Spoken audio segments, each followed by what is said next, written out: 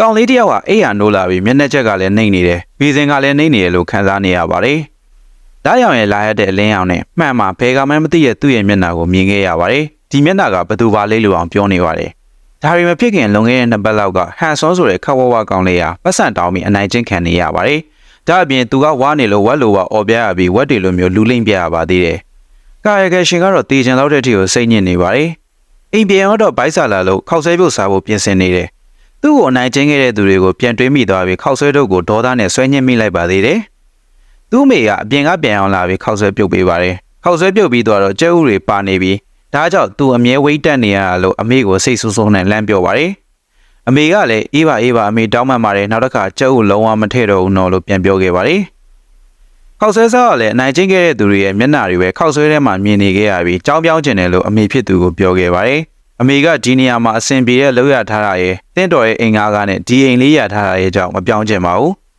အဲဆုံးကအမေကဘာလို့ပေးလို့လဲလို့ပြောပြီးနေရန်ကိုလက်သီးနဲ့ထိုးလိုက်ပါတယ်။နေရန်ကအုံမဟုတ်တာကြောင့်အပေါက်ဖြစ်သွားခဲ့ပြီးဟန်ဆွန်လည်းကိုယ်ခန်းနဲ့ကိုယ်ဝင်ကခွေပြီးအိတ်နေလိုက်ပါတယ်။နောက်တစ်နေ့အเจ้าကိုမရှင်မပြားနဲ့လာခဲ့ပြီးကိုကမမားခဲ့ပေမဲ့ထပ်ပြီးနိုင်ချင်းခံရပြန်ပါတယ်။ဘောလုံးကိုမျက်နှာကိုမှန်အောင်ကန်ကြတာဖြစ်ပြီးထဲဆောင်းကန်တဲ့အလဲမှာဟန်ဆွန်ကရှောင်းလိုက်မိပါတယ်။နောက်တစ်ယောက်ကန်တော့မရှောင်းမိပဲထဲဆောင်းကလောင်းကြီးရှုံးသွားတယ်။ဟန်ဆွန်ကကြောက်ကြောက်နဲ့ရှုံးသွားတဲ့လောင်းကြီးပတ်စံကိုသူပေးလိုက်ပါမယ်ဆိုပြီးပြောနေတာတော့ရှင်ဘက်ကိုအထိုးခံလိုက်ရပါတယ်။မိကရောက်လာခဲ့ပြီးထဲဆောင်းကိုသူ့သားကိုလှုပ်ရမလားဆိုပြီးရိုက်ပုတ်နေပါတယ်။ထဲဆောင်းကတော့ဂိမ်းကစားနေရလို့ပဲပြန်ပြောခဲ့တယ်။ဒါပေမဲ့ဟန်ဆွန်ကအရန်ရှက်ဖို့ကောင်းတာဆိုပြီးအမေကိုပဲអော်လိုက်ပါတယ်။ထဲဆောင်းကိုကြတောင်းပန်ခဲ့တယ်။ဟန်ဆွန်တက်နေကြမျက်မှန်ကတော့အပ်ပြီးမြေပြင်ပေါ်ကျနေခဲ့ပါတယ်။ပြန်ပြစ်တာကိုအမေကိုခေါ်လာလားအယူဝဲဆိုပြီးဘေးကလူတွေကဝိုင်းပြောနေရလဲဖြစ်ပါတယ်။အဲ့ဒီရဲ့မျက်မှန်ကိုပြန်တက်ပြီးအိမ်ကိုပြန်လာခဲ့တယ်။သူ့မိကကြောင်းမြောင်းကိုကြောင်းဝံပြောခဲ့ပြီးဖြစ်ပြီးဟန်ဆွန်ကိုနေဖို့အတွက်ထောက်ပံ့ပေးမယ်အမေကတော့ဒီမျိုးမှာပဲနေပြီးအလုံးဆက်လုံးမှာပါဒီလိုနဲ့နေရာပြောင်းရွှေ့ခဲ့ပြီးစိတ်သက်လူတဲ့နဲ့နေမယ်လို့ဟန်ဆွန်တယောက်စိတ်ကူးလိုက်ပါတယ်မိချင်းဆိုတဲ့ကောင်မလေးနဲ့လမ်းမဝင်တိုင်းမိပြီးသူနဲ့ချိန်ထားတဲ့ဂျင်းဆောင်ကရောက်လာမှအထိုးခံရပါတော့တယ်ပိုဆိုးတာကပဝင်းချက်ကလူတွေကသူအထိုးခံနေရတာကိုတပ်ပုံတဲ့ဗီဒီယိုတွေရိုက်ထားကြတာပါဗီဒီယိုတွေက line ပေါ်မှာပါပြန့်ကုန်ပြီးသူကတော့အဆက်ကွဲပြီးဆိုကဝိုင်းနေပြီးငိုပါတော့တယ်အိပ်ပျော်မှန်းမသိအိပ်ပျော်သွားခဲ့ပြီးပြန်နိုးလာတဲ့အချိန်မှာစစ်စပတ်နဲ့ကောင်ကျော်လေးဖြစ်နေတာကိုတွေ့ခဲ့ရပါတယ်။ကျမ်းပြမှာလည်းသူ့ရဲ့မူလပုံစံဖက်တီးခန္ဓာကိုယ်ကလှဲနေပြီးပါးကိုကန်လိုက်တော့ခန္ဓာကိုယ်ချင်းလဲပြီးဖက်တီးခန္ဓာကိုယ်မှာပြန်နိုးထလာပါတယ်။ကောင်ကျော်လေးခန္ဓာကိုယ်ကိုပြန်ကန်ကြည့်လိုက်တော့ကောင်ကျော်လေးခန္ဓာကိုယ်မှာပြန်နိုးလာခဲ့ပြီးဒါဟာအိမ်မက်မဟုတ်ပဲလက်တွေ့ဖြစ်နေကြောင်းသိလိုက်ရပါတယ်။အစကဆေးရုံသွားမလို့911ကိုဖုန်းဆက်မလို့လုပ်ပြီးကမှသူဟာဖက်တီးဖြစ်နေတဲ့ဘဝတွေကိုပြန်မသွားခြင်းမှန်သိချသိလိုက်ရပါတယ်။ဒီခန္ဓာကိုယ်နဲ့ပြောင်းလဲနိုင်တယ်ဆိုပြီးနောက်နေ့ကျကျောင်းအစ်စ်ကိုကောင်ကျော်လေးခန္ဓာကိုယ်နဲ့သွားခဲ့ပါတယ်။အရန်ချောလုံးလာကြောင့်ယောက်ျားမိန်းမမရွေဟန်ဆုံးကိုဝိုင်းကြည့်ကြပြီး fashion design club မှာသူကတက်ရမှာဖြစ်ပါတယ်။အတန်းထဲက main ကလေးတွေဆိုရင်တွေ့ရနဲ့အတော်လေးကြွေသွားကြပြီး packing ကြီးရမှာလမ်းလျှောက်နေတယ်လို့တောင်ခံစားလိုက်ကြပါတယ်။ဟန်ဆုံးကသူ့နာမည်ကိုတန်းလုံးကိုမိတ်ဆက်ခဲ့ပြီးနောက်အပိုင်းတက်ကဒီမှာရပြီးဆုံးလာပါတယ်။အတန်းထဲက main ကလေးတွေကတော့တော်တော်လေးငန်းနေကြတာဖြစ်ပြီး6ပေကျော်တယ်မလားဆိုပြီးဟန်ဆုံးရဲ့အရက်ကိုအချင်းချင်းညှင်းခုန်နေကြပါတယ်။အကောင်လုံးစိုက်ကြည့်နေကြတော့ဟန်ဆွန်ကရင်တုံနေပြီးဒီလိုခံစားချက်မျိုးကအခုမှခံစားဖို့တာပါအတန်းထဲမှာသူနဲ့လမ်းမှာပြဿနာဖြစ်ခဲ့တဲ့ဂျင်းဆောင်မိချင်းတို့လည်းရှိနေကြပြီးမိချင်းဆိုသူ့ကိုရှိုးနေခဲ့တာဖြစ်ပါတယ်ဂျင်းဆောင်ကသူ့နာမည်ပြောပြီးအရင်လာမိတ်ဆက်ပါတယ်သူ့ကိုမမှတ်မိတော့ဘူးဆိုတော့မှဟန်ဆွန်လည်းစိတ်အေးသွားရပါတယ်ဟာနိုးဆိုတဲ့ကောင်မလေးကတော့ချက်ချင်းပဲအလှတွေကောက်ပြင်ပြီးဟန်ဆွန်ကိုလာမိတ်ဆက်ခဲ့ပါတယ်ဟာနိုးကကောင်ကျော်လေးတွေမြင်ဒီလိုလုံးနေကြပဲမို့အတန်းထဲကမင်းကလေးတွေကအတင်းတုံနေကြပါတယ်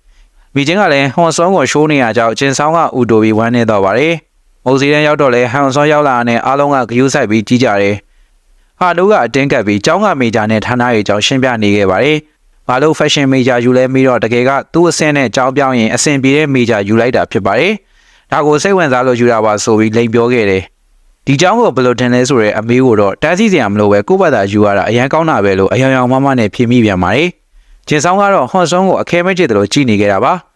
မနေ့ကပန်းချန်ထဲမှာကလေးကိုလမ်းလျှောက်တင်ပေးနေတဲ့မိဘတွေတွေ့ခဲ့ပြီးဟွန်ဆွန်လဲနံပါတ်စင်ရေးပြီးလမ်းလျှောက်တယ်။ရှောင်းရင်းနဲ့မြန်လာပြီးအရန်ပေါ်သွားတာပဲလို့ဆိုကရှောက်ပြေးနေခဲ့ပါတယ်။အဲ့ဒီပင်ပန်းမှုတွေကြောင့်စာသင်ခန်းထဲမှာအိပ်ပျော်သွားခဲ့ပြီးအိမ်ကဖက်တီးခန္ဓာကိုယ်မှာပြန်နိုးလာခဲ့ပါတယ်။ဒီခန္ဓာကိုယ်မှာနိုးနေရင်ဟိုဘက်ခန္ဓာကိုယ်မှာပြန်ထမှာမဟုတ်ပါဘူး။အတင်းအိတ်ကြည့်ရောလဲအိတ်လို့မပြောပါဘူး။ဒါပေမဲ့ဟာနိုးကတစ်ဖက်မှာနှိုးလိုက်တာကြောင့်နိုးသွားခဲ့ပြီးကျေးဇူးတင်တဲ့အကြောင်းတစ်ဖက်ဖက်ပြောနေခဲ့ပါတယ်။အဲဒီနောက်ဖက်တီးခန္ဓာကိုယ်နဲ့မီနီမတ်တစ်ခုမှာညာဆိုင်အလုပ်တစ်ခုရသွားခဲ့ပါတယ်။ညာဘက်နိုဝီမနက်ဖက်အိတ်နေမှသာကောင်ကျော်လေးခန္ဓာကိုယ်ထဲမှာနေဘက်နိုးနေပြီးကျောင်းသွားနိုင်မှာပါ။ ကောင်ကျော်လေးပုံစံနဲ့သွားမေးတော့ကတော့ဆိုင်ရှင်ကအရန်ကိုခန့်ကျင်ပါတယ်သူရဲ့ချုံမောပုံနဲ့ဆိုကောင်မလေးတွေကစက်တိုက်လာကြမှာတေချာနေလို့ပါအလုံးလျှောက်စရာတော့မလိုပဲဆိုင်ရဲမန်နေဂျာအဖြစ်ချက်ချင်းတန်းခတ်မယ်လာစားလည်းအတက်နိုင်ဆုံးညှိပေးမယ်လို့ဆိုင်ရှင်ကပြောခဲ့ပါတယ်ဒါပေမဲ့တငယ်ချင်းအတွက်လာမေးတာပါလို့ပြောခဲ့ပြီးဖက်တီးခန္ဓာကိုယ်နဲ့အလုံးလာလျှောက်ခဲ့ပြန်ပါတယ်ကျောင်းသားပုံစံပေါင်းနေလို့ secret နာမည်တွေမသိတော့ဘူးထင်နေပေမဲ့ဟွန်ဆွန်က secret နာမည်တွေအကုန်နီးပါးကိုရွတ်ပြနိုင်ခဲ့ပါတယ်သူ့ကိုအနိုင်ကျင့်ခဲ့သူတွေက secret ကိုအမြဲဝယ်ခိုင်းခဲ့တာကြောင့်ဖြစ်ပါတယ်ဖက်တီးခန္ဓာကိုယ်နဲ့ဆိုတော့ဆိုင်ရှင်ကတော့ခွဲကြပြီးလာစားလည်းနှိမ်ပါတယ်ဒါပေမဲ့အလုပ်ကိုဝင်နေတာကြာပြီဖြစ်ပြီးဘာပဲဖြစ်ဖြစ်ငါကအချိန်ပိုင်းအလုပ်တစ်ခုလောက်တော့ရသွားတာပဲလေဆိုပြီးဝမ်းသာနေပါတယ်သူခန္ဓာကိုယ်ကြောင့်စာအုပ်တုပ်တွေရေးမှတ်နေခဲ့ပြီးတယောက်ကအိမ်ရင်တယောက်ကနိုးလာမယ်အိမ်ဒီမြင်မဲ့ပိုက်လဲစားသလိုဝမ်းလဲသွားတတ်ပါတယ်ဒါကြောင့်စားဖို့ကနှစ်ယောက်စာကုန်မှဖြစ်တာကြောင့်အလုပ်ဝင်လုပ်လိုက်ရတာပါဒါပေမဲ့ကန်ဆိုးကျင်တော့သူတို့အတန်းထဲကကောင်လေးတွေကစိတ်လိတ်လာဝဲပြီးသူကဖက်တီးဖြစ်နေတော့မမှတ်မိကြပါဘူးအသက်မပြည့်သေးမှန်းသိတော့သူကမှတ်ပုံတင်ပြခိုင်းပြီးမှတ်ပုံတင်ကအပြင်ကနေမတူပါဘူးမှတ်ပုံတင်အတူကြီးသုံးထားတာပါမန်နေဂျာသိရင်သူ့ကိုထောင်းမှမလို့ရောင်းပေးလို့အဆင်မပြေဘူးလို့ဟွန်ဆွန်ကပြောပြခဲ့ပါတယ်အဲ့လူတွေကဂျင်ဆောင်တဲ့တအုပ်ထဲဖြစ်နေခဲ့ပြီးဂျင်ဆောင်ကသူ့မှန်းသိသွားတော့ဆိုင်ထဲကသူ့လိုချင်တဲ့စားတောက်တွေအကုန်ယူတယ်ပြီးတော့ဟွန်ဆွန်ရဲ့လာစားတွေကနေရှင်းခိုင်းပါတယ်နာမည်ကပြားတွေ့သွားတော့မင်းကရုပ်ချောတဲ့ဘတ်ဟွန်ဆွန်နဲ့တော့မတူဘူးမလားဒါပေမဲ့မိချင်းကိုကြိုက်နေတာကြတူတယ်မလားလို့သူ့ဘာသာပြောပြီးအဆက်မပြတ်ထထိုးသွားတော့တယ်မျက်နှာတစ်ခုလုံးဖူးရောင်သွားခဲ့ပြီးဘောင်းမီချုပ်ကသူ့ကိုဓာတ်ပုံရိုက်ယူသွားကြပါတယ်သူတို့ကိုရဲတိုင်ရင်ဒီပုံတွေကို line မော်တင်ပြမယ်ဆိုပြီးချင်းချောက်သွားခဲ့ကြပါတယ်အဲ့ချိန်မှာပဲသူ့မိကဖုန်းဆက်လာခဲ့ပြီးကြောင်းတက်ရတာဆင်ပြေလာသိချင်လို့ဆက်တာပါအလုံးရှုံနေရလို့ပြောကအမြန်ဖုန်းချပစ်လိုက်ပြီးသူ့မိဟာမိုးချို့ကြီးတီအောင်ဆိုင်နေမှာစက်ကူပြားတွေလိုက်တောင်းနေခဲ့ပြီးရောင်းစားနေခဲ့ရတာပါမနေ့ကကောင်ကျော်လေးမျက်နှာနဲ့ကြောင်းသွားခဲ့ပြီးဂျင်ဆောင်တို့အဖွဲ့ကညကရိုက်သွားတဲ့သူ့ရဲ့အဝတ်ပလာနဲ့ပုံကိုဟာနူးတို့နဲ့အတူကြည့်ပြီးလှောင်ပြောင်နေကြတာကိုတွေ့ခဲ့ရပါတယ်သူ့လိုဝက်ကိုမွေးထားတာသူ့အမေလည်းဝက်ဖဲဖြစ်မှလို့ပြောနေကြတာကြောင့်ဟွန်ဆွန်ကလက်သီးစုပ်အန်ကျိတ်ပြီးမင်းတို့သူ့အမေကိုဆွဲမထဲတင်ဘူးလို့ပြောလိုက်မိပါတယ်ဖက်ရှင်တန်းကလူတွေရန်ပြစ်ကြတော့မယ်ဆိုပြီးအပြင်ကလူတွေလည်းဝိုင်းကြည့်နေကြပါတယ်တသက်လုံးသူများထိုးတာတွေခံလာရတာကြောင့်ထိုးချက်တွေကိုသိနေခဲ့ပြီးဒီခန္ဓာကိုယ်နဲ့တော့အလင်းမြန်ရှောင်လိုက်နိုင်ပါတယ်ဂျင်ဆောင်ရဲ့ထိုးချက်ကိုပထမဆုံးရှောင်နိုင်သူဖြစ်ခဲ့ပြီးသူ့ကိုဝက်လို့ပြောခဲ့တာသူ့အမေကိုဝက်လို့ပြောခဲ့တာတွေကိုစိတ်သွင်းပြီးတစ်ချက်ရှောင်ကနန်ချားကိုတစ်ချက်တည်းပြန်ထိုးလိုက်ပါတယ်သူတိုက်ခိုက်တာအရန်မိုက်တာကြောင့်တခြားသူတွေကဖုန်းနဲ့ဓာတ်ပုံဗီဒီယိုတွေရိုက်နေခဲ့ပြီးတစ်ချက်သေးနဲ့ဂျင်ဆောင်ကပြန်မထနိုင်တော့ပါဘူးမိချင်းနဲ့ကြည့်နေရကြောင့်ဂျင်ဆောင်အနေနဲ့အတော်ရှက်သွားခဲ့တာပါဟွန်ဆွန်ရဲ့တိုက်ခိုက်ရင်နဲ့ရုပ်ရည်ချုံမောမှုတို့ဟာတခြားမေဂျာတခြားဌာနတွေကရုပ်ချောပြီးတိုက်ခိုက်ရေးကောင်းတဲ့သူတွေစီတည်င်းကရောက်သွားခဲ့ပါတယ်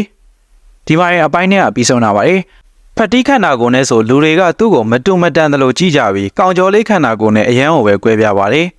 ကောင်လေးတယောက်ကအခုလဲဆိုင်ထဲဝင်လာကလေးကသူ့ကိုကြည့်ကြည့်နေပြီးပစ္စည်းတစ်ခုကိုအင်းကြီးအောင်ထက်ဖွဲ့ကအပြင်ကိုခိုးထုတ်သွားပါတယ်ဒါနဲ့ဟွန်ဆွန်လဲနောက်ကနေလိုက်ခဲ့ရပြီးတခါကချင်းဆောင်တဲ့အတူအနိုင်ကျင့်မှုတဲ့အဖွဲဖြစ်နေခဲ့ပါတယ်သူတို့ကကောင်လေးကိုခိုးခိုင်းလိုက်ကြတာဖြစ်ပြီးဟွန်ဆွန်ကိုတွေးရော်လဲတခါကရိုက်ထားတဲ့ပုံတွေပြကလိုင်းမော်တင်လိုက်ရမလားလို့ချင်းချောက်ပါသေးတယ်ကောင်လေးနာမည်ကဘတ်ဂျီယိုဖြစ်ပြီးသူတို့နှစ်ယောက်ကိုတိုက်ခိုက်ခိုင်းပါတယ်ဒါကိုဗီဒီယိုရိုက်ကူးနေခဲ့ပြီးဘတ်စကိုရောက်လာတော့အနိုင်ကျင့်နေတဲ့လူတွေအကုန်ကြောက်ကုန်ကြပါတယ်အနိုင်ကျင့်နေတဲ့ကောင်ကိုဘတ်စကိုလည်းလေဘိန်းညစ်ပြီးဒီကနေအကုန်မောင်းထုတ်လိုက်တယ်ဂျီယိုကဖက်ရှင်တန်းကပဲဖြစ်ပြီးဘတ်စကိုကចောင်းသားတစ်ကိုပြောလိုက်တိတ်မရှုံနဲ့လို့ပြောပြီးငိုနေပါတော့တယ်ဘာကြောင့်ငိုနေမှန်းတော့မသိရသေးပါဘူးနောက်တစ်နေ့ကောင်ကျော်လေးခန္ဓာကိုယ်နဲ့ဟွန်ဆွန်ဟာနူးနဲ့နေလေသာစားနေရင်ဘတ်စကိုကြောင့်မင်းနေခဲ့ပါတယ်တခြားလူမိုက်တွေလည်းရောက်လာကစကားဝင်ပြောခဲ့ပြီးဘတ်စကိုကတော့ပြည်သူ့ကမေဂျာကလူမိုက်ဖြစ်ပါတယ်အဲ့ဒီချိန်မှာပဲဘတ်စကိုရဲ့ဂိုင်းကမိုဇီလန်နဲ့ဝင်လာခဲ့ပြီးတဲ့နောက်မှတ်မိနေတဲ့ဟွန်ဆွန်ကဘတ်စကိုဆိုပြီးပါဇက်ကနေထွက်မိသွားပါတယ်သူ့နာမည်ကြားလို့ဘတ်စကိုကရောက်လာတော့မနီးကတွေးခဲ့တာလို့ပြောမိသွားတယ်ဘတ်စကိုကဒီဘဲကအနိုင်ကျင့်တဲ့သူတွေဘက်ကလို့ထင်ပြီးသူ့ကိုလက်စားချေဖို့လာရလို့ထင်နေပါတယ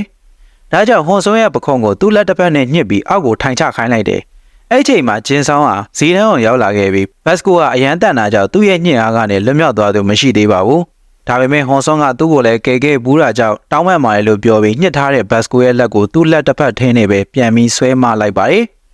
တယောက်ယောက်နဲ့အမြင်မာတာဖြစ်မှလို့ဟွန်ဆွန်ကထပ်ပြောခဲ့ပြီးအားလုံးကလည်းသူတို့ချားကြတော့မယ်ဆိုပြီးကြည်နေခဲ့ကြပါတယ်ဒါပေမဲ့ဘတ်စကိုရဲ့လူဖြစ်တဲ့ဘွန်ဂျေကစကားဖော်တော်ရောတော်နဲ့ဝင်တားခဲ့လိုက်ပြီးဘတ်စကိုရဲ့လက်မှာလည်းဟွန်ဆွန်ရဲ့ညှစ်အားကြောင့်နီးနေတာကိုတွေ့ရမှာဖြစ်ပါတယ်ခုနမိုက်ဂျေးခွဲနေခဲ့တဲ့လူမိုက်တွေကတော့ဟွန်ဆွန်နဲ့တငယ်ချင်းဖြစ်ချင်တယ်ပိုရင်းနှီးအောင်တနေရာသွားကြမလားလို့ဟာရပြောဆိုနေခဲ့ပြီးပြောင်းလဲသွားကြတာကိုတွေ့ရမှာပါတငယ်ချင်းတွေနဲ့တခါမှအပြင်မသွားဘူးပဲအိမ်ထဲမှာ TV ကြည့်လိုက်သူများတွေအနိုင်ကျင့်တာခံလိုက်နဲ့ကြီးပင်းခဲ့ရတာကြောင့်တငယ်ချင်းတွေနဲ့ရှောက်သွားကြမှာကိုလက်ခံလိုက်ပါတယ် ဒါပေမဲ့သူထင်သားသလိုတငယ်ချင်းတွေပျော်ပျော်ရွှင်ရွှင်ရှောက်သွားကြတာမဟုတ်ပဲစိုင်းတစ်ဆိုင်မှာအရက်စုတောက်ကြတာပါအဲ့ဒီပွဲကိုဂျင်ဆောင်လဲရောက်လာခဲ့ပြီးဟွန်ဆွန်ကတငယ်ချင်းတယောက်နဲ့အတူနေတာအရက်လည်းမတောက်တတ်ဘူးလို့ပြောခဲ့ပါတယ်အခန်းပေါ်ကမနက်မှ AB ညမှအလုပ်လုပ်တယ်။ကျောင်းလဲထွက်ထားရဲဆိုတော့နာမည်ကြီးလူမိုက်တယောက်နဲ့အတူနေတာပဲလို့အားလုံးကထင်မိလိုက်ကြပါတယ်။ဂျင်ဆောင်ကတော့စောစောစီးစီးတောက်ရင်းမှောက်သွားခဲ့ပါပြီ။တယောက်ကမနေ့ကရိုက်ထားတဲ့ဗီဒီယိုရှိတယ်ကြည့်မလားလို့ပြောတော့ဟွန်ဆွန်ကတင်းပြီးအရက်တစ်ခွက်မတောက်စပူတောက်လိုက်ပါတယ်။ပြီးတော့ဖုန်းကိုလက်တစ်ဖက်ထင်းနေညှစ်လိုက်တာဖုန်းကလိမ်ပိန်ပြီးပျက်စီးသွားခဲ့ပါတယ်။အဲ့ချိန်မှာပဲအရက်ကြောင့်မူးဝေကမေ့သွားခဲ့ပြီးတစ်ဖက်ကအိမ်မှာရှိနေတဲ့ဖက်တီးကိုထဲမှာပြန်နိုးလာခဲ့ပါတယ်။အတင်းပြန်အိတ်တော့ပြန်အိတ်ပျော်သွားပေမဲ့အရင်เจ้าကသူ့ကိုအနိုင်ကျင့်နေကြဖြစ်တဲ့ထဲဆောင်ကသူ့ကိုတောင်းပန်နေသလိုအမေဖြစ်သူကလည်းကြက်ဥအလုံးတရာထည့်ထားတဲ့ခောက်ဆဲပြုတ်စလုံးကြီးကိုစားဖို့အတွက်ယူလာနေပါတယ်။အိမ်မက်မက်နေရဖြစ်ပြီးခန္ဓာကိုယ်မပြောင်းသွားသေးတာကြောင့်အရက်ဆိုင်ကိုပဲပြေးလိုက်သွားခဲ့ပါတယ်။ပြီးမှအနိုင်ကျင့်တဲ့ကောင်တွေရှိနေတာသတိထားမိသွားပြီးဟွန်ဆွန်နဲ့အတူနေတဲ့သူကခေါ်ခိုင်းလိုက်တာဆိုတော့လူမိုက်ကြီးခေါ်ခိုင်းလိုက်တာပဲထင်နေခဲ့ပါတယ်။တောက်တို့မေရခိုင်းလိုက်တယ်ပဲထင်နေခဲ့ကြပြီးဖက်တီးဟွန်ဆွန်ကိုအန်နီယံမပေးပဲကောင်ကျော်လေးဟွန်ဆွန်ကိုအတာတကြီးခေါ်ခွင့်ပေးခဲ့ပါတယ်။လက်သီးထိုးဆက်တွေ့ရတဲ့ဂျင်ဆောင်ကဝင်ထိုးပြီး892မှတ်ရပါတယ်။ဂျင်ဆောင်လှုပ်သွားတဲ့အတိုင်းဟွန်ဆွန်ကထိုးဝင်မဲ့ထိုးတဲ့အပြားကလှုပ်ယုံလေးပဲလှုပ်သွားခဲ့တယ်။သူ့ပုံစံကိုသူရှက်လို့ဒီနေရာကနေအမြန်ထွက်သွားခဲ့ပြီးဘတ်စကိုကအခုမှရောက်လာကပြေးသွားတဲ့ဟွန်ဆွန်ကိုတွေးလိုက်ရပါတယ်။ဆက်ကအမတ်ကိုဟွန်ဆွန်ထိုးသွားတယ်ပဲထင်နေပြီးကောင်ကျော်လေးဟွန်ဆွန်ကဖက်တီးဟွန်ဆွန်ကိုအနိုင်ကျင့်ကဘုတ်ခွာစီးသွားတယ်ပဲထင်နေတာပါ။ဘတ်စကိုထိုးလိုက်တော့အမတ်က900တောင်ကျော်ပါတယ်။ကျောင်းမှာဂျီဟိုကိုတွေးတော့ဟွန်ဆွန်ကရင်းနေနေနှုတ်ဆက်နေခဲ့ပြီးဘာလို့ရင်းနေသလိုလုံးနေရတာလဲဂျီဟိုလည်းတွေးမရပါဘူး။လေးလေစားပါတဝိုင်းနဲ့ထိုင်ပြီးအတူခေါ်စားတာကြောင့်ဂျီဟိုနဲ့ဟွန်ဆွန်တို့ဟာဘလို့ရင်းနှီးသွားကြရလဲဆိုပြီးမေကွန်းထုတ်သူတွေရှိနေခဲ့ပါတယ်။အဲ့ချိန်အိမ်ထဲကိုအမေကဝင်လာခဲ့ပြီးအိတ်နေတဲ့ဟွန်ဆွန်ကိုလည်းတွေ့ရောဘာလို့ကြောင်မသွားတာလဲလို့မေးလိုက်ပါတယ်။ဒီမှာရင်အပိုင်းတော့ပြီးဆုံးတာပါတယ်။ကောင်ကျော်လေးဟွန်ဆွန်ပြန်ရောက်လာတော့အမေကရောက်နေပြီးတငယ်ချင်းမှလို့မိတ်ဆက်လိုက်ရပါတယ်။တငယ်ချင်းလာလို့ဖက်တီးကိုနိုးမလို့ဟာကိုမနိုးနဲ့ဆိုပြီးအကျဲကြီးအော်ပြီးတားလိုက်ကအမေလဲဘာလဲဟဆိုပြီးကြောင်သွားခဲ့ပါတယ်။သူကဒီမှာဟွန်ဆွန်နဲ့တူနေတဲ့အကြောင်းနဲ့ဟွန်ဆွန်ကညာဆိုင်လှုပ်ဆင်းရတဲ့အကြောင်းတွေပါပြောမိလိုက်ပြီးအမေကစကားပြောချင်တယ်ဆိုတာနဲ့ကော်ဖီဆိုင်တစ်ဆိုင်ကိုခေါ်သွားခဲ့ရပါတယ်။ဆိုင်ကကော်ဖီဈေးတွေမြင်ပြီးဈေးကြီးရလို့ဆိုကအမေကရေခဲရေပဲတောက်မဲ့လုံနေခဲ့ပေမဲ့အမေရိကနိုကော်ဖီတစ်ခွက်ဝယ်တိုက်လိုက်ပါတယ်။နာမည်မေးတော့ဟွန်ဆွန်လို့ပဲပြောလိုက်ပြီးအမေကတော့တိုက်ဆိုင်တယ်လို့ပဲထင်နေခဲ့ပါတယ်။အဲ့ချိန်မှာဘတ်စကိုဟာဆိုင်ကအိမ်သားတွေကနေပြန်ထွက်လာခဲ့ပြီးဇပွဲတို့လုံနေတဲ့တငယ်ချင်းကအဲ့ဒါအကြောင်းသားအစ်စ်ပဲတငယ်ချင်းအမေနဲ့လာတာထင်တယ်။ဒီနေ့တော့ပွဲမချမ်းနဲ့တော့ပွဲကြရင်ငါအလုပ်ပြုတ်သွားမှာမလို့ဆိုပြီးပြောပြီးထွက်သွားခဲ့ပါတယ်။စကားထဲမှာညာဆိုင်ဆင်းတဲ့ဟွန်ဆွန်လို့ပါလာတာကြောင့်ဘတ်စကိုဟာသူတစ်ခါတွေးခဲ့ဘူးတဲ့တနာစရာအကြောင်းသားလေးမှန်တန်းသေးလိုက်ပါတယ်။ဟွန်ဆွန်နိုင်ချင်းခံရသေးလားမေးတော့စိတ်သက်သာရအောင်အဆင်ပြေပါတယ်လို့ပဲကောင်ကျော်လေးဟွန်ဆွန်ကဖြေခဲ့ပြီးဒါကိုကြားနေရတဲ့ဘတ်စကိုကဒေါသထွက်ပြီးတောက်နေတဲ့နွားနှုတ်ကိုညှစ်လိုက်တာမှောက်ကုန်ပါတယ်။အမေကတငယ်ချင်းကောင်းရတာပဲလို့ပြောတော့ဘတ်စကိုဟာတစ်ခါကမူလို့ထမ်းသွားရတာကိုအနိုင်ကျင့်ပြီးဂုံပိုးစီးသွားတယ်လို့ပဲထင်နေခဲ့ပါတယ်။ငွေရှင်းပြီးတော့ဆိုင်မှာမတုံးတဲ့စက်ကူချက်တွေယူသွားခဲ့ပြီးဒါကိုရောင်းစားပြီးဟွန်ဆွန်နေစီအတွက်ပို့ပေးမလို့ဖြစ်ပါတယ်။အရင်အလုပ်လည်းရှိနေသေးပြီးဒါကအချိန်ပိုအလုပ်ပါ။အမိုက်တွေရောင်းနေတဲ့အကြောင်းဟွန်ဆွန်ကိုမပြောဘဲလှုပ်ဝက်ထားပေးဖို့အမေကမှားသွားခဲ့ပါတယ်။ကော်ဖီဝိုးပေးခဲ့လိုက်ပြီးဟွန်ဆွန်ကမယူဖို့ညင်းမိမယ်မယူဘူးဆိုရင်သူ့သားနဲ့တွေ့ရင်မျက်နှာပူနေမှာလို့ပြောလို့ယူလိုက်ရပါတယ်။ဒီမြင်ကွင်းအစအဆုံးကိုဘတ်စကိုကကော်ဖီဆိုင်ထဲကနေဆက်ကြည့်နေခဲ့ပြီးဟွန်ဆွန်ပေါ်တော်လေးဒေါသထွက်နေခဲ့တာဖြစ်ပါတယ်။သူကအဲ့ဒီအမေအိုကြီးစီကနေပတ်ဆက်နေတောင်းနေရပဲထင်နေရပါ။စက်ကူချက်လေးတွေယူပြီးနောက်အမေကထွက်သွားခဲ့ပါပြီ။ဘတ်စကိုကဟွန်ဆွန်ကိုခေါ်သွားပြီးအနိုင်ကျင့်တဲ့ကောင်လို့ဆိုကစတင်တိုက်ခိုက်ပါတော့တယ်။ဟွန်ဆွန်ကရှင်းပြမလို့လောက်ခဲ့သေးပေမဲ့ရှင်းပြချိန်တော့မရလိုက်ပါဘူး။အတော်ကြီးစီကငွေတောင်းတဲ့တင်လို့ငွေကိုဖက်တီးစီပြန်ပေးဖို့ဘတ်စကိုကတောင်းပါတယ်။သူ့ကိုကယ်ဘူးထားမို့လူကောင်းလို့ထင်နေပေမဲ့ငွေတောင်းနေတာကြောင့်တခြားလူမိုက်တွေနဲ့ဘာမှမထူးတဲ့ကောင်ပဲလို့ဟွန်ဆွန်ကယူဆလိုက်ရပါတယ်။ငွေမပေးနိုင်အောင်လို့ပြောကတိုက်ခိုက်ခဲ့ကြပြီးဟွန်ဆွန်ကဂျင်ဆောင်ပြောတဲ့အတိုင်းကိုဟန်အနေထားယူပြီးတိုက်ခိုက်ခဲ့ပါတယ်။ဒါကိုဘတ်စကိုကရှောင်နိုင်ခဲ့ပေမဲ့ဘွန်ကျဲရောက်လာတဲ့အခါမှာတော့လဲကျနေတဲ့ဘတ်စကိုကိုသာတွေ့ရပါတယ်။ဟွန်ဆွန်ကတောင်းပန်ပါတယ်သူ့ကိုကြည်ပေးပါအောင်လို့ပြောကထွက်သွားခဲ့ပါတယ်။ဟွန်ဆွန်ဟာဘတ်စကိုရဲ့ထိုးချက်ကိုပါရှောင်ပြီးမွေထိုင်းတက်ခွက်ဖြစ်တဲ့တံပြန်တောင်တစ်ချက်စာပဲကျွေးလိုက်တာပါ။ဒါကိုဘတ်စကိုကသတိမိသွားခဲ့တာဖြစ်ပြီးလာကြီးရဲ့ဘွန်ကျဲကိုငါရှုံးသွားပြီဘွန်ကျဲလို့ဘတ်စကိုကပြောလိုက်ပါတယ်။ဘတ်စကိုကသူတို့ဂိုင်းကဖြစ်တာကြောင့်ရှုံးလို့မရဘူးလို့ဘွန်ကျဲကပြန်ပြောနေခဲ့ပါတယ်။ညကျတော့အလုံးမှာဟွန်ဆွန်က ဘတ်စကိုကိုထိုးလိုက်ရတဲ့အတွက်စိတ်မကောင်းဖြစ်နေခဲ့ပြီးဘတ်စကိုကရောက်လာကအေးတပူးဝယ်ပါတယ်။ညနာမှာပလတ်စတာတွေပါကတ်ထားတာကြောင့်နာနေမှာပဲလို့ဟွန်ဆွန်းရဲ့စိတ်ထဲကတွေးနေခဲ့ပါတယ်။ပတ်စံပြန်မယူပေးနိုင်ခဲ့ဘူး။နောက်ထပ်တန်မာပါလို့ပြောခဲ့ပြီးနောက်ဘတ်စကိုကထွက်သွားပါတယ်။တန်မာရမယ်ဆိုလို့ဆိုင်ထဲမှာတိုက်ထိုးနေတော့ဈေးဝဲသူမိန်းမချောလေးတယောက်ကရောက်လာခဲ့ပါတယ်။ရှက်ရှက်နဲ့ဟွန်ဆွန်းလဲကြိုးယုံထားလိုက်ပြီးကောင်မလေးကသူ့အတွက်အေးတပူးဝယ်ပေးသွားကအားကစားစူးစမ်းလို့ပြောသွားခဲ့ပါတယ်။အေးကိုတောက်လိုက်ပြီးတဲ့နောက်အိတ်ထားမတင်လို့ဖို့စူးစမ်းပေမဲ့ဘိုက်ကခံနေရကြောင်းလှုပ်လို့မရပဲနောက်တစ်မျိုးလေးချင်ကန်ပြောင်းလိုက်ရပါတယ်။ဒီမှာရေးအပိုင်းလေးကပြီးဆုံးတာပါတယ်။ Fashion တန်းကနန်ဆူကဖက်နက်အလန်းစားတရံစီးလာပြီးဖြစ်ချင်တော့ဖက်နက်ကဂျင်ဆောင်ရဲ့ဖက်နက်နဲ့အတူတူပဲဖြစ်နေပါတယ်။ဂျင်ဆောင်ကခါတိုင်းလိုဖြဲနေကမှငါထောက်ပံ့ပေးထားတာမှမဟုတ်တာထားလိုက်တော့ကွာဆိုပြီးထွက်သွားပါတယ်။ဂျင်ဆောင်အခုတလောသဘောကောင်းနေတာကိုသူ့နောက်လိုက်တွေလည်းသတိထားမိလာပါတယ်။နန်ဆူကပရီမီယံလက်စွပ်နဲ့အတန်းထဲဝင်လာပြီးကောင်မလေးတွေကိုမတိမတာကြွားပေမဲ့ဂျေယိုကရောက်လာပြီးသူကအဲ့လိုလက်စွပ်မျိုးလက်တစ်ဖက်အပြည့်ဝတ်ထားတဲ့အပြင် limited ထုတ်ထားတဲ့နာယီကြောပွဲအိတ်တွေလည်းရှိနေပါတယ်။ဒါပေမဲ့ဂျေယိုကကောင်မလေးတွေစကားပြောရင်တော့ပြန်မပြေတဲ့ပြင်သူကအဲ့လိုတိတ်ဆိတ်ဆိတ်ပဲနေတတ်တာပါ။နောက်ဆုံးပေါ်ဝက်စားအသုံးဆောင်တွေကိုလိုက်ဖက်အောင်ဝတ်တတ်တဲ့ဂျေယိုကိုဂယူးဆိုင်နေကြတဲ့ main ကလေးအုပ်စုဟာဟွန်ဆွန်းရောက်လာချိန်မှာတော့အာယုံတွေအားလုံးကဟွန်ဆွန်းစီရောက်သွားပါတယ်။ရုပ်ရမ်းချောလို့သာသတိမထားမိကြပေမဲ့ကောင်လေးတွေကတော့ဟွန်ဆွန်းဝတ်ထားတဲ့ဖက်နက်နဲ့ကြောဘိုးကြီးကစုပ်ပြတ်တက်နေတဲ့ဆိုတာရဲ့နေတိုင်းဓာရီနဲ့ပဲကြောင်းလာတဲ့ဆိုတာရဲ့ကိုသတိထားမိနေပါတယ်။ဘတ်စကိုကကြောင်းတော့မလာပဲဘတ်စကိုကဟွန်ဆွန်းကိုရှုံးသွားတဲ့တဲ့ရင်ကိုဂိုင်းကလူတွေကအန်အော်ပြီးမေးနေကြပါတယ်။ဘတ်စကိုတယောက်ဘယ်ရောက်နေလဲဆိုတာဘွန်ဂျယ်တောင်မသိတာမို့ငူငူကြီးထိုင်နေတော့ဘတ်စကိုစီကဖုန်းဝင်လာပါတယ်။ဟွန်ဆွန်းကတဲ့ရင်မပြတ်ပုံကိုထောက်ရင်သူ့မှာအကြံတစ်ခုခုရှိမယ်ထင်လို့စောင့်ကြည့်နေလို့မှားပါတယ်။ဂီတာမီဂျာကဖတ်တီးလေးတယောက်ကိုចောင်းသားတယောက်ကအနိုင်ကျင့်နေပြီးဟွန်ဆွန်းကသူ့ပုံစံသူပြန်မြင်သွားပါတယ်။ဒါနဲ့ဝင်တားဖို့ဂျားမှဝင်ရလိုက်တော့ဖိုက်ကြဖို့ဖြစ်လာတယ်။လူတွေကလည်းခြားကြတော့မှမို့သူတို့ကိုကြည့်နေခဲ့ပြီးလူအုပ်ထဲမှာဂျယ်ရိုလည်းပါနေပါတယ်။ဒါပေမဲ့ဆရာရောက်လာတာကြောင့်မချလိုက်ရပါဘူး။ကျောင်းဆင်းတော့အမေးစီကဖုန်းဝင်လာခဲ့ပြီးနက်ဖြန်ကသူ့မွေးနေ့ဆိုတာကိုသူမေးနေတာပါ။ဒါကိုဂျယ်ရိုကမပြန်သေးပဲဟွန်ဆွန်းဖုန်းပြောတာကိုမသိမသာနားထောင်နေခဲ့ပါတယ်။ညကြဆိုင်မှာကောင်းကျော်လေးဖြစ်နေတဲ့အခါအတန်မှာပြောင်းသွားတယ်။အထူးသဖြင့်ဖုန်းပြောတဲ့အခါသတိထားရမယ်လို့ဟွန်ဆွန်းကစာအုပ်ထဲရေးမှတ်နေခဲ့ပါတယ်။အေးတိုက်ဖို့တဲ့ကောင်မလေးကလည်းဈေးလာဝယ်ခဲ့ပြီးပတ်စံရှင်တော့လေးကျင်ငန်းတွေလုံးနေတော့မယ်လားဆက်ကြိုးစားတော့လို့ပြောကထွက်သွားခဲ့ပါတယ်။ဟွန်ဆွန်းလည်းဒါကိုကြားတော့ရှက်သွားပါတယ်။နောက်နေ့ကျောင်းမှာမနေ့ကအနိုင်ကျင့်ခံရတဲ့ကျောင်းသားနဲ့ဂျီဟွန်နဲ့အတူဟွန်ဆွန်းကနေ့လေစာစားပြန်ပါတယ်။အဲ့ကျောင်းသားနာမည်ကဒေါ်ဟာလို့ခေါ်ပြီးသူတို့လိုအရှုံးသမားတွေနဲ့ဘာကြောင့်အတူတူထိုင်တာလဲသိကျင်လို့မေးခဲ့ပြီးဒီတိုင်းခင်ကျင်လို့ပဲလို့ဟွန်ဆွန်းကပြန်ပြေခဲ့ပါတယ်။တခြားသူတွေကလည်းဟွန်ဆွန်းအနေနဲ့ဘာလို့ဒီလိုမျိုးအရှုံးသမားတွေနဲ့အတူတူထိုင်တာလဲဆိုတာသိကျင်နေကြပါတယ်။ဂျီယိုကိုအမြဲခိုင်းနေကြခြင်းဆောင်တော့အနိုင်ကျင့်တဲ့အလုပ်မကောင်းလို့မလုပ်တော့ဘူး။အရက်တောက်တုံးကဟွန်ဆွန်းနဲ့တငယ်ချင်းဖြစ်မယ်လို့ပြောထားခဲ့တာကြောင့်အေးဆေးဆေးနေရလို့ပြောပါတယ်။ပြောင်းလဲသွားတဲ့ခြင်းဆောင်ကြောင့်သူ့နောက်လိုက်တွေလည်းထပ်ပြီးအံ့ဩသွားရပါတယ်။ဝင်းနေမှာဂျေယိုကအထုပ်အပြည့်လက်ဆောင်လာပေးခဲ့ပြီးစကားတစ်ခွန်းမှမပြောဘဲကားထဲဝင်ကထပ်သွားခဲ့ပါတယ်။လက်ဆောင်ကအထုပ်တင်မကပဲအထုပ်တွေအများကြီးထားခဲ့တာပါ။တယောက်တည်းနေဘူးတဲ့ပထမဆုံးမွေးနေ့လည်းဖြစ်တယ်လို့အမေကလွဲလို့တခြားတယောက်ကပေးတဲ့ပထမဆုံးမွေးနေ့လက်ဆောင်လည်းဖြစ်ခဲ့ပါတယ်။ဒါအပြင်ဟွန်ဆွန်းကိုဒုက္ခပေးကြမဲ့ဘတ်စကိုဂိုင်းကလူတွေကိုလည်းဂျေယိုတယောက်တည်းဆော့ဘလော့ဝင်တီးသွားပါသေးတယ်။လက်ဆောင်ကအဝတ်စားလက်စွပ်နဲ့အသုံးဆောင်တွေပါ။မနက်ကြောင်းသွားတော့မနာလိုသူတွေကဝစ်စုံကဘာစိတ်လဲသူဖြေနိုင်မှာမဟုတ်ဘူးမိန်းကလေးတွေရှေ့မှာအဆက်ကွဲသွားမှာပဲလို့အကွက်ချအဆက်ခွဲမလို့ကြံစီနေကြတော့အလန်းစားဝစ်စုံအိတ်တွေနဲ့ဟွန်ဆွန်းကရောက်လာခဲ့ပါတယ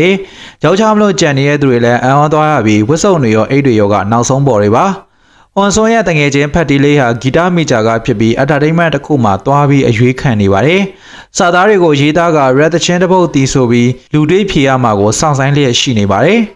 ဒီမှာရင်အပိုင်းကပြီးဆုံးတော့ပါတယ်။တချင်းအဆန်းဆိုပြဖို့စောင့်ဆိုင်နေပေမဲ့သူ့ရှိကဟိုဘဲကအဆန်းဆိုတာအောင်သွားတာမို့နောက်ထပ်ဆိုဖို့မလိုတော့ဘူးလို့ဒေါ်ဟောကိုပြောပါတယ်။ရှောက်လာကဓာတ်ပုံကိုကြည့်ပြီးရုပ်ကိုမြင်တာနဲ့တစမ်းမမဆိုခိုင်းပဲပြန်ခိုင်းလိုက်တာပါ။ဒေါ်ဟောကတစ်ခေါက်လောက်ဆိုတာကိုနားထောင်ကြည့်ဖို့ပြောပေမဲ့ရွေတဲ့သူကနောက်တစ်ခါအဲ့လိုသူမျိုးလာရှောက်ရင်လက်မခံပါနဲ့လို့ပြောလိုက်ပါတယ်။အပြန်ဘတ်စကားပေါ်မှာလည်းသူ့ဘေးနားကခုံလွတ်တာတော့ကောင်မလေးတယောက်ကမထိုင်မဲ့မတ်တရက်ပဲစီးလာပါတယ်။ဘတ်စကားကကြောင်တကောင်ကြောင့်ဘရိအုပ်လိုက်တာအထဲကလူတွေလည်းဖယိုဖျဲဖြစ်ကုန်ပါတယ်။ဒေါ်ဟာကကောင်မလေးကိုလာထိုင်မှုပြောပေမဲ့မတူသလိုမတန်သလိုပြောပြီးထွက်သွားခဲ့ပါတယ်။ဒေါ်ဟာကသူကြုံတွေ့ခဲ့ရတာတွေကိုစာသားတွေဖြစ်ပြောင်းလဲရေးသားခဲ့ပါတယ်။သူကအဖွားနဲ့နေတာဖြစ်ပြီးတနေ့သူဖြစ်ချင်တဲ့ rapper တယောက်ဖြစ်လာရမယ်လို့စိတ်ထဲကနေပြောနေပါတယ်။ဒေါ်ဟာကအတန်းထဲမှာဟိုဘင်ကအနိုင်ကျင်ပြီးဟိုဘင်ကသူနဲ့တန်းနေပါ။သူ သူ့ရဲ့တချင်းရေးထားတဲ့စာအုပ်ကိုခြေထောက်နဲ့နင်းပြီးဒေါဟာကိုလည်းဖျက်ကန်လိုက်ပါတယ်ပွဲတော်တစ်ခုရဲ့တချင်းဆိုပြန်ပွဲပိုစတာကိုဒေါဟာကကြီးနေခဲ့ပြီးတဲ့နောက်သူ့အဖွားဈေးရောက်နေတဲ့စီကိုပြန်လာခဲ့ပါတယ်။အိုဗင်တို့ကရောက်လာပြီးအနိုင်ကျင်းမလို့ကိုဒေါဟာရဲ့အဖွားကတရန်ထဲကတငယ်ချင်းတွေဆိုတာတည်သွားခဲ့ပြီးသူရောက်နေတဲ့တော့ပူကီတွေအများကြီးချကျွေးခဲ့ပါတယ်။ဒေါဟာကသူတော်မစားရတာမို့သူ့ကိုအနိုင်ကျင်းတဲ့ကောင်တွေစားနေရကိုတင်းနေပေမဲ့ဘာမှပြန်မပြောရဲပါဘူး။အဖွားကပြန်တဲ့အခါထမင်းလိပ်တစ်ထုပ်စီပေးလိုက်ပေမဲ့လည်းအနေငယ်အဝေးကိုရောက်တဲ့အခါမှာတော့ထမင်းလိပ်တွေကိုမတူမတန်သလိုလမ်းဘေးကိုလှုပ်ပစ်ခဲ့ပါတယ်။သူတို့ဆိုင်ကတောက်ပူကီတွေကမကောင်းဘူးလို့ကြောင်းရောက်တော့ white board မှာရေးသားထားပြီးအဆက်ခွဲခဲ့ပါတယ်။ဒေါဟာရဲ့ပွဲတော်မှာတချင်းဆိုမဲ့ရှောက်လာကိုလည်းအိုဘင်ကဖျက်ပစ်တယ်။သူတို့၃ယောက်အတွက်လည်းထမင်းယူခိုင်းတယ်လို့အဆက်မပြတ်လဲဒေါဟာကိုရိုက်ပါတယ်။ရေခတ်ခိုင်းပြီးခြေထိုးခံပစ်တယ်ပြီးတော့ထက်ခတ်ခိုင်းတယ်။အရဲအနိုင်ကျင်းတယ်လို့ဖြစ်နေရကြောင်းကြည့်မနေနိုင်တော့တဲ့ဟွန်ဆွန်ကအိုဘင်ကိုရင်ဆိုင်မှုထွက်လာခဲ့ပါတယ်။ဟွန်ဆိုဘက်မှာဂျေကိုဂျင်ဆောင်နဲ့ကြောင်းပြန်တက်လာတဲ့ဘတ်စကိုတို့လည်းပါလာခဲ့ပါတယ်။ဒါကြောင့်ဟိုဘင်ကဘာမှမလုပ်တော့ပဲအစားတောက်ပန်းတွေပဲပိတ်ကံပြီးထွက်သွားပါတယ်။ညရောက်တော့ဟွန်ဆွန်ကခန္ဓာကိုယ်အသစ်ကျေးဇူးနဲ့အနိုင်ကျင့်မခံရဘူး။ငါလိုအနိုင်ကျင့်ခံရသူတွေကနေရာတိုင်းမှာရှိနေတယ်။ဒါပေမဲ့ငါကတော့မပြောင်းလဲတော့ပါဘူး။ဘာလို့ဆိုနှစ်ကိုယ်တည်းရှိပေမဲ့စိတ်ကတကူတည်းမှုလို့ဆိုကတွေးနေခဲ့ပြီးစတိုးဆိုင်ကအလုပ်စီရောက်သွားပြန်ပါတယ်။ဟွန်ဆွန်ကဒေါဟာရဲ့ဂီတာဖြော်ပြပွဲရှောက်လာကိုတိတ်နဲ့ကပ်ပြီးကြောင်းရောက်တော့ဒေါဟာကိုပြန်ပေးခဲ့ပါတယ်။ဒေါဟာကတော့မင်းနဲ့ငါကဘယ်နာတူကလည်းမင်းနာမည်ကြီးကျင်လုံးဟန်ဆောင်နေရမလားလို့ပြောပြီးထွက်သွားခဲ့ပါတယ်။ဘင်ဟွန်နဲ့ဂျုံဂီကပွဲတော်မှာတချင်းဝေဆိုကြမှာဖြစ်ပြီးအတန်းထဲမှာ rap ထိုင်ရေးနေတဲ့ဒေါဟာကိုတွေ့ရထက်အနိုင်ကျင့်ပြီးထိုးသွားကြပြန်ပါတယ်။သူ့ရဲ့စာသားတွေကိုပါဖျဲသွားကြတာပါ။ဟွန်ဆွန်ဟာပွဲတော်ရဲ့ပိုစတာကိုတွေးခဲ့ပြီးဟိုတနေ့ကဂီတအတန်းကလူတွေနဲ့ရန်ဖြစ်ခဲ့တာကြောင့်ဆရာကဒဏ်ပေးတဲ့အနေနဲ့ဒီနေ့တော့အခန်းအတန့်ရှင်လောက်ခိုင်းတာပါတယ်။အတန်းပြီးတော့တန်ရှင်လုံးနေတော့ဟွန်ဆွန်ကသူ့တယောက်တည်းတချင်းဆိုခဲ့တဲ့အကြောင်းတွေးမိလာတယ်။ဟာနူးလဲဝင်ပြရင်တေချာပေါက်နိုင်မှာလို့ပြောခဲ့ပြီးအမေကလည်းအတန်ကောင်းတယ်လို့အခါခါပြောဘူးပါတယ်။ဒါကြောင့်ဝင်ပြရင်ကောင်းမလားဒီတစ်ခါသာဆိုရင်လူတွေအများကြီးရှိမှဆိုရမှာပဲလို့တွေးနေပါတယ်။အဲ့နောက်တယောက်တည်းထင်တဲ့တချင်းစားဆိုခဲ့ပြီးအတန်ကလည်းတကယ်ကိုကောင်းပါတယ်။သူကတော့ဖြည်းဖြည်းအေးအေးနဲ့မေလိုဒီလေးတွေဆိုတာဖြစ်ပြီးဒါကိုအောက်မှာအနိုင်ကျင့်ခံရလို့မှောက်ရက်လဲနေခဲ့တဲ့ဒေါဟာကသတိထားမိသွားပါတယ်။ဘယ်သူမှမသိပေမဲ့အတန်ကြာရောက်ကိုသွားတော့ဟွန်ဆွန်ဖြစ်နေတာကိုတွေ့သွားခဲ့ပြီးဟွန်ဆွန်ကသူ့တချင်းဆိုနေတာကိုနားထောင်နေမှန်းလည်းသိရောရှက်သွားပါတယ်။ဒေါဟာရဲ့ရှောက်လာလေးကိုဟွန်ဆွန်ကပြန်ပေးခဲ့ပြီးဒေါဟာကလည်းပွဲတော်မှာသူနဲ့အတူတချင်းဆိုပေးဖို့အပြော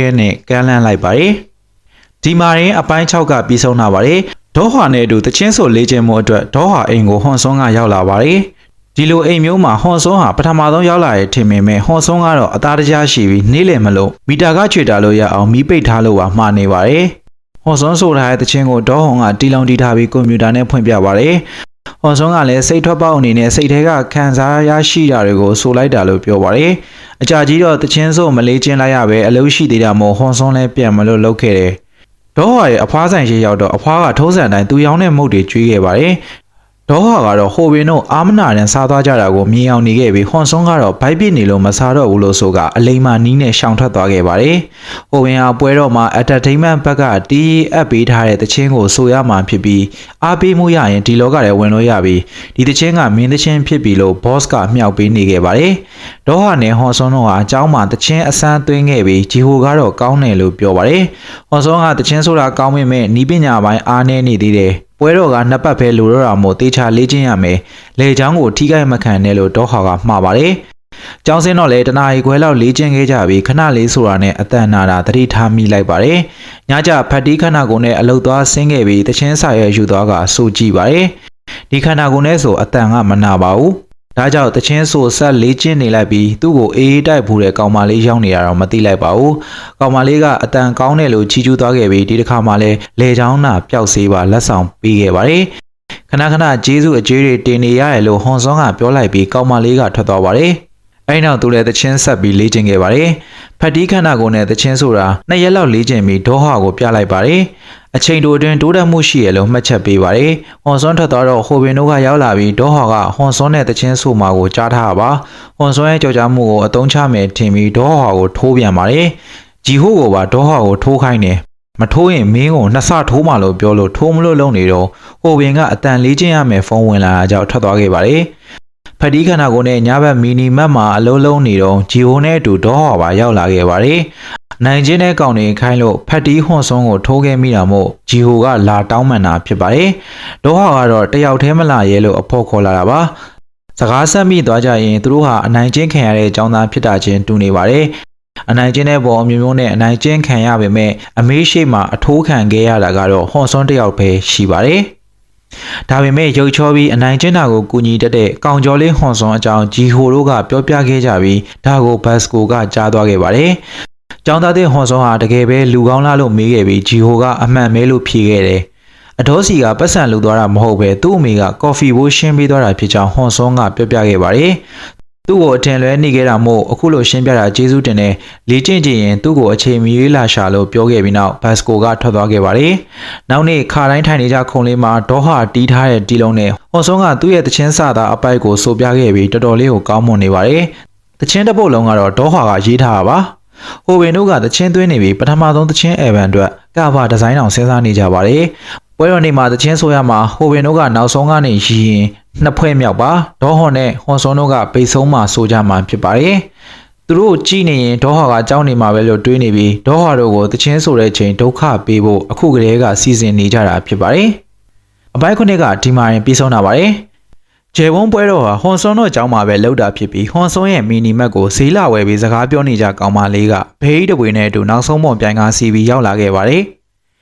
ကျောင်းကသူတို့ကျောင်းကကျောင်းသားတွေအပြင်တခြားကျောင်းကကျောင်းသားတွေလည်းဒီပွဲတော်ကိုလာကြတာပါ။ရုပ်ချောတဲ့ကောင်လေးတယောက်ကလည်းကောင်းကောင်းမညက်တတ်ပဲသပင်ညက်နေပါတော့တယ်။ရုပ်ချောတော့ညက်ချင်ကြတဲ့ကောင်မလေးတွေမှာတန်းကိုစီလို့ပါပဲ။အပျော်ရန်ဘောင်စင်ထိုးပွဲလဲပါပြီး9မိနစ်အထိုးမခံရပဲရှောင်းနိုင်ရင်1000ရမှာပါ။နောက်နိုင်ဝဲကြရင်စင်မော်ကဖျော်ပြေဝဲစားတော့မှမို့ဟွန်ဆွန်ကစိတ်လှုပ်ရှားနေခဲ့ပါတယ်။ဘတ်စကိုကလက်မောင်းလှဲနေပြီးအနိုင်ရသွားတယ်။ဟွန်ဆွန်ကသူ့ကိုအေးတိုက်ကူတဲ့ကောင်မလေးတွေတော့ပြေးလိုက်ပြီးနှုတ်ဆက်ပင်မဲ့ခန္ဓာကိုယ်ကမတူတာကြောင့်ဟိုကမမှတ်မိပါဘူး။ရုပ်ချောတော့အတင်းဝင်ပြီးရောတယ်ပဲထင်နေရပါ။သူနဲ့အတူပါလာလာကဂျုံကွန်ဖြစ်ပြီးကောင်မလေးရဲ့တက်တော်ဆောင်မှာ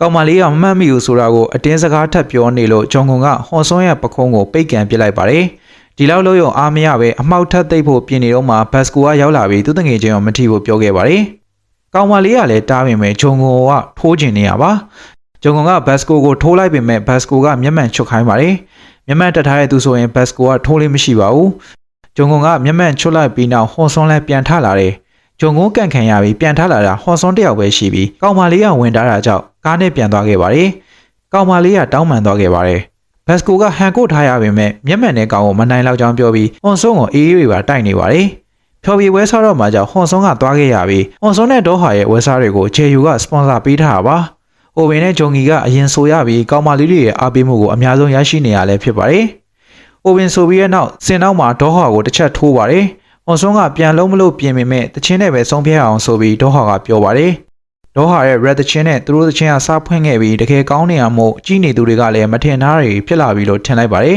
။ရုပ်ပြစားတာမဟုတ်ပဲဟွန်ဆွန်ဆိုတာကလည်းတကယ်ကောင်းနေတာကြောင့်ဘော့စ်ကလည်းကြီးနေတယ်လို့ဘတ်စကိုကလည်းပျော်လွန်းလို့မျက်ရည်တွေတောင်ကျနေပါတယ်။ဒေါဟာကိုအားပေးတဲ့မင်းကလေးတွေတောင်ရှိလာပြီးပြိုင်ပွဲမှာလည်းဒေါဟာတို့2ယောက်ပဲဆုရခဲ့ပါတယ်။အခွေထုတ်ဖို့ဟိုဝင်းတို့ကိုဘော့စ်ကညှင်းဆန်လိုက်ပြီးဟွန်ဆွန်နဲ့စာချုပ်ချုပ်ဖို့ကမ်းလှမ်းခဲ့ပါတယ်။ဒေါဟာမပါပဲသူ့ကိုပဲကမ်းလှမ်းတာကြောင့်ဟွန်ဆွန်ကညှင်းဆန်ခဲ့ပါတယ်။သူတို့စကားပြောနေတော့ဒေါဟာကခိုးပြီးအိမ်ပြန်သွားခဲ့တယ်။သူတို့ဆိုထားတဲ့ဗီဒီယိုဟာဆိုရှယ်မှာကြည့်ရှုသူတန်းချီရှိနေပေမဲ့ဒေါဟာဆိုရဲ့တချို့အပိုက်တွေက edit မှာပိုပိုတတဖြတ်ထားပါတယ်။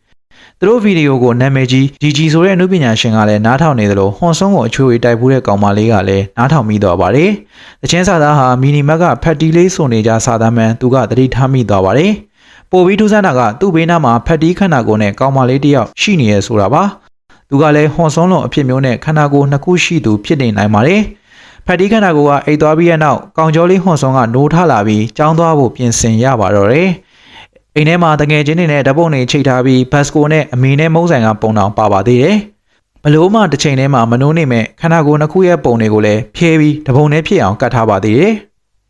location ရဲ့ season 1ကတော့ဒီမှာရင်ပြီးဆုံးလာပါတယ်။နောက်ထပ် season တွေထွက်လာရင်လည်းတင်ဆက်ပေးသွားမှာမို့ဆက်လက်ဆောင်မြော်ပေးကြပါအောင်ခင်ဗျာ။အဆုံးနေထောင်ပေးခဲ့တဲ့အတွက်ကျေးဇူးတင်ပါတယ်။